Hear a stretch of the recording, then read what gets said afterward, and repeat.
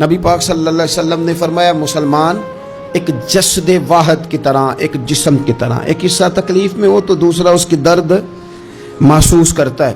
انسان کے وجود کے اندر سب سے قیمتی اس کا دماغ ہوتا ہے، اسی سے سوچتا ہے، اسی سے وہ عمل کرتا ہے، اسی سے منصوبہ بندی کرتا ہے، اسی سے وہ مومن ہوتا ہے، اسی سے معاذ اللہ کافر ہوتا ہے۔ اور وجود کے اندر جس کو درجے کے لحاظ سے بولنے میں بعض اوقات کم درجہ سمجھا جاتا ہے وہ پیر ہوتے ہیں۔ اور تو میری ٹھوکر کے بھی قابل نہیں، میں تجھے جوتے کی نوک پہ، پیر کی نوک پہ بھی نہیں سمجھتا۔ ہم یہ کہتے ہیں محاورتاً کہ تو پیروں کے قابل بھی نہیں، یعنی سب سے اعلیٰ درجہ دماغ کو دیا، دل کو دیا، اور سب سے ہلکا درجہ پاؤں کو دیا۔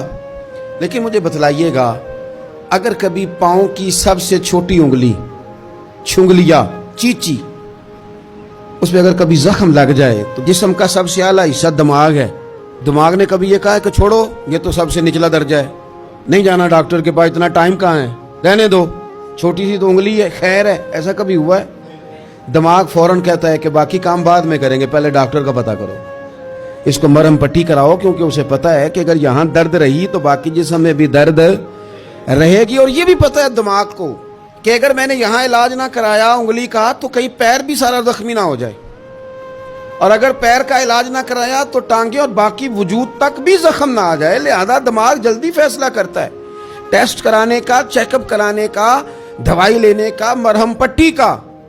اور میرے بھائی مسلمان ایک وجود کی طرح ہے۔ یہ تو ہو سکتا ہے کچھ مسلمان ملک غریب ہوں اور کچھ کے پاس تیل کے کنویں ہوں، کچھ کے پاس سونے کے پہاڑ ہوں، یہ تو ہو سکتا ہے کہ بعض اوقات یہ وہ سمجھ لیں کہ ہم اعلیٰ درجے کے ہیں، لیکن یہ یاد رکھیں اگر ایک جسم کی طرح ہیں، سوچتے ہیں اور ہیں، کیونکہ نبی پاک نے فرمایا ہے، اگر اس طرح سوچتے ہیں پھر میرا خیال ہے کہ جس طرح تیل کے کنویں والے کو اپنی درد ہوتی ہے نا، سونے کے پہاڑوں والے ملک کو جس طرح اپنی درد ہوتی ہے نا، اس طرح اسے کسی کو بھیکارت کی نظر سے دیکھنا نہیں چاہیے، چونکہ جسد واحد ہے۔ اور جسد واحد میں اگر کوئی درجہ بڑا بھی رکھتا ہو کہ جناب ہمارے پاس ایک بڑی جگہ ہے، متبرک جگہ ہے، ہم بڑے ہیں، تو آپ بڑے ہیں، لیکن بڑا دماغ ہی یہ فیصلہ کرتا ہے کہ بھئی وہ چھوٹا سا پیر کا حصہ زخمی ہے، جلدی کرو، علاج کراؤ۔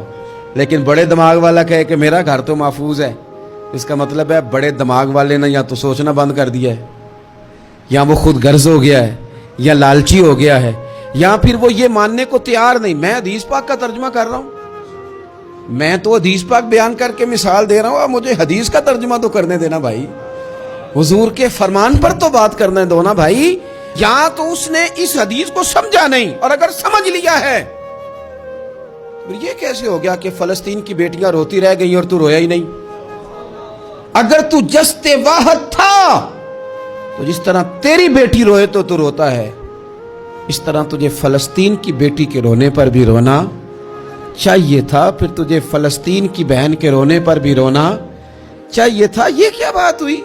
ہم نے نا کسی کو چھوٹا سمجھا، کسی کو حقیر سمجھا، اور بھئی یہ تیرا خیال ہے کہ فلانا فلاں ہے اور فلانا فلاں ہے۔ اقبال کہتے ہیں اپنی ملت پر قیاس اقوام مغرب سے نہ کر، خاص ہے ترکیب میں قوم رسول ہاشمی، تو نبی پاک کی قوم ہے۔ بحثیت مسلمان سوچے مسلمان۔ کسی نے پوچھا تھا حضرت سلمان فارسی سے نام کیا ہے، فرمانے لگے میرا نام اسلام ہے۔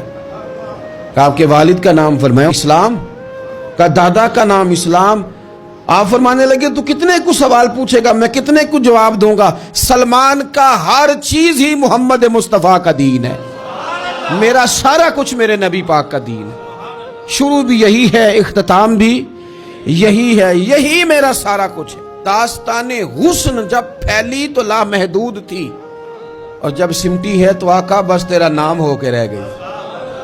بس ہم اتنے کہ ہم حضور کے غلام ہیں۔ تو مسلمان ہو کے سوچیں، بحیثیت مسلم کی اپنی ذمہ داریوں کا احساس کریں۔ اقبال نے کہا تھا میری زندگی کا مقصد تیرے دین کی سرفرازی، میری زندگی کا مقصد تیرے دین کی، میری زندگی کا مقصد تیرے دین کی سرفراز، میری زندگی کا مقصد تیرے دین کی سرفرازی، میری زندگی کا مقصد تیرے دین، یا رسول اللہ میری زندگی کا مقصد تیرے دین کی سرفرازی، میں اسی لیے مسلمان، میں اسی لیے نمازی، میں اسی لیے مسلمان، میں اس کے لیے کام کس طرح کریں، جدوجہد کس طرح کریں؟ تو ہمیں کہا گیا قوت عشق سے ہر پست کو بالا کر دے اور دہر میں اس میں محمد سے اجالا کر دے، دہر میں اس میں محمد سے اجالا کر دے۔ اقبال سے پوچھا، اقبال اس کام میں مدد کیسے ملے گی، کس طرح آگے بڑھیں گے؟ تو اس نے کہا بازو تیرا توحید کی قوت سے قوی ہے، اللہ تیری مدد کرے گا، تم موحد ہے، رب کو ماننے والا ہے،